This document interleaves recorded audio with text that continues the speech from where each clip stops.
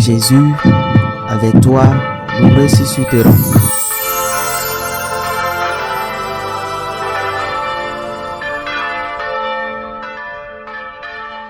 Ressuscité le matin, le premier jour de la semaine, Jésus apparut d'abord à Marie-Madeleine, de laquelle il avait expulsé 7 démons. Celle-ci partit annoncer la nouvelle à ceux qui, ayant vécu avec lui, s'affligeaient et pleuraient. Quand ils attendirent que Jésus était vivant et qu'elle l'avait vu, ils refusaient de croire. Après cela, il se manifesta sous un autre aspect à 2 d'entre eux qui étaient en chemin pour aller à la campagne. Ceux-ci revinrent l'annoncer aux autres, qu'ils ne les crurent pas non plus. Enfin, il se manifesta aux 11 eux-mêmes pendant qu'ils étaient à table. Il leur reprocha leur manque de foi et la dureté de leur cœur parce qu'ils n'avaient pas cru ceux qui l'avaient contemplé ressuscité. Puis il leur dit, « Allez dans le monde entier, proclamez l'Évangile à toute la création. » Acclamons la parole de Dieu. C'est le samedi de l'octave de Pâques, le dernier jour de cette octave. Demain, si Dieu le veut, nous célébrerons la solennité de la divine miséricorde, cette promesse que le Seigneur ne nous abandonne jamais. Mais cette octave s'achève avec ce passage de l'Évangile selon saint Marc qui offre comme un résumé des apparitions du Christ ressuscité. Dans ce fragment de l'Évangile d'aujourd'hui, 2 choses sont frappantes. Lors de la dernière apparition, Jésus s'adresse aux 11, leur fait des reproches. Oui, le Seigneur ressuscité reprend ses apôtres. Il les fait des reproches. Pourquoi?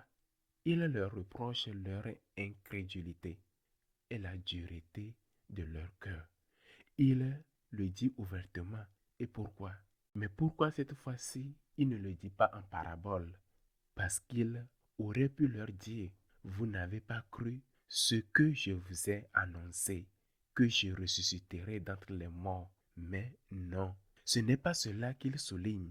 Il les prend parce qu'ils n'ont pas cru, les témoins de sa résurrection. Ils doutaient, ils n'ont pas cru aux témoins, qui aiment bien, châtient bien.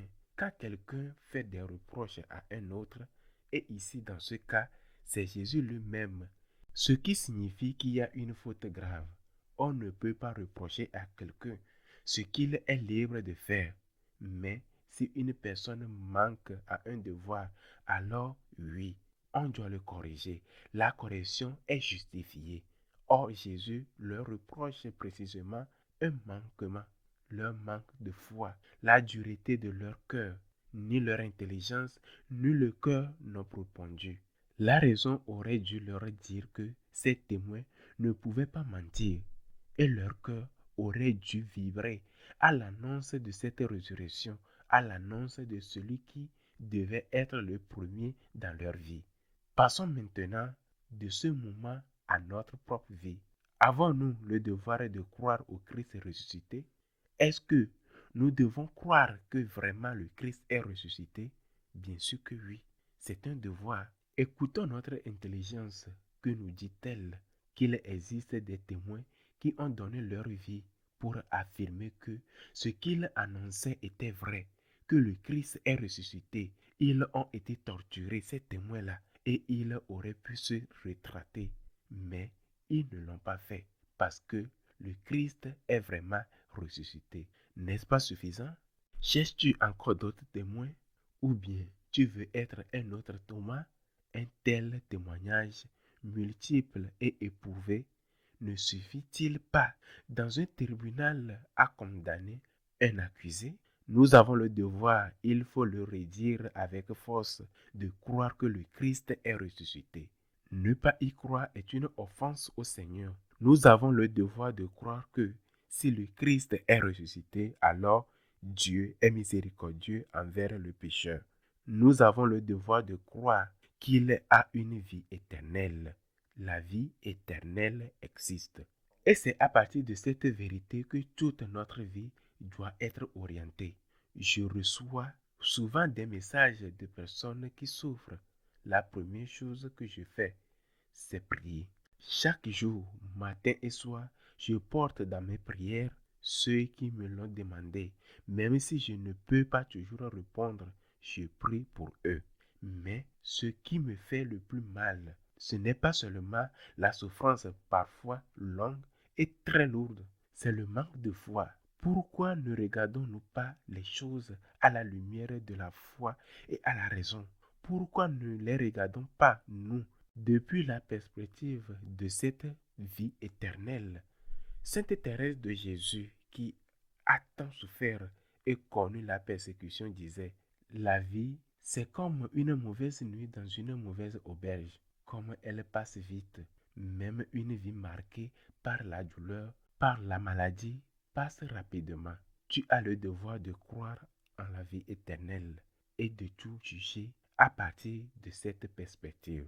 Il y a la vie éternelle. Si nous, qui nous disons catholiques, avons perdu la foi, comment pourrons-nous la transmettre? C'est pourquoi le Seigneur, après les avoir repris, leur donne cet ordre: allez dans le monde entier proclamer l'évangile à toute la création. Allez dans le monde entier. Nous les Espagnols, on a été évangélisés par le premier apôtre qui fut Saint Jacques. Donc, on a le gemme missionnaire, ce qui fait que les Espagnols sont toujours hors de sa patrie pour évangéliser les lieux les plus éloignés du monde. Mais cela devait être le désir de tous, car cela vaut pour tous. C'est un commandement adressé à ceux qui croient en la vie éternelle. Évangéliser. Allez dans le monde entier proclamer la bonne nouvelle. Deviens missionnaire. Commence par les siens, chez toi, avec les amis, tes collègues. Peu importe si l'on ne t'écoute pas, persévère. Continue avec tes amis, avec tes collègues. Utilise tous les moyens possibles, les moyens de communication. Mais pour annoncer quoi? Qu'est-ce que tu vas annoncer? Tu iras dans le monde dire quoi? L'évangile. Et que signifie ce mot? Évangile. Il vient du grec. Il signifie la bonne nouvelle.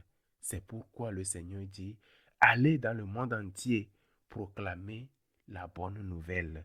Alors, lisons ainsi: allez dans le monde entier et annoncer la bonne nouvelle à toute la création. Et quelle est cette bonne nouvelle?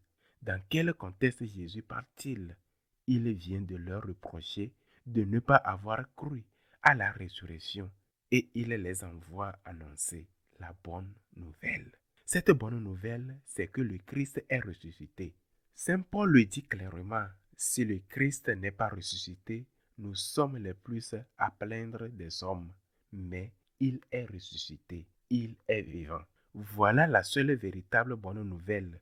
Il y a une vie éternelle. Va et annonce-le. Tes proches ne sont pas perdus à jamais. Il n'y a pas d'adieu définitif, seulement des au revoir. Parfois même des à très bientôt, comme le disent en espagnol: hasta luego, nos vemos. Annonce cette bonne nouvelle. Il y a une vie éternelle. Tout le reste, l'enseignement, la morale, l'éthique découle de là. Il vient de là, d'une bonne nouvelle. Mais le commencement, c'est cela. Le Christ est vivant. Le Christ est ressuscité. Laisse ton cœur se remplir de joie et regarde tout à cette lumière. Le Christ est en vie. Il est ressuscité. Il est la vérité. Je me souviens du dernier poème de José Luis Martín Descanso, mon maître, dans son livre Le Testament de l'oiseau solitaire. Il savait qu'il allait mourir. Depuis des années, il portait une maladie grave. Ce livre était comme un adieu inspiré de Saint Jean de la Croix. Mourir, ce n'est pas mourir. Mourir s'achève. Mourir est une flamme fugitive, c'est franchir une porte à la dérive et trouver celui que l'on cherchait. Mourir, ce n'est que mourir. L'essentiel, c'est de franchir cette porte et de rencontrer celui que l'on a cherché. Le problème n'est pas de mourir, mais de vivre. As-tu vécu en cherchant le Christ? Si tu ne l'as pas cherché, tu ne le trouveras pas en passant cette porte. Et comment savoir si nous le cherchons? en vivant dans l'action de grâce, en cherchant à faire sa volonté, en vivant selon son enseignement. Il y a une vie éternelle. C'est la plus belle nouvelle que l'humanité ait jamais attendue. L'homme l'a toujours pressenti. Ceux qui bâtissaient les pyramides, ceux qui enterraient leurs morts avec leurs biens, tous pressentaient qu'il y a plus que cette vie. Aujourd'hui, nous avons le témoignage, la preuve. Il y a une vie éternelle. Mourir, c'est entrer dans la rencontre avec celui que nous avons aimé et cherché. Qu'il soit ainsi.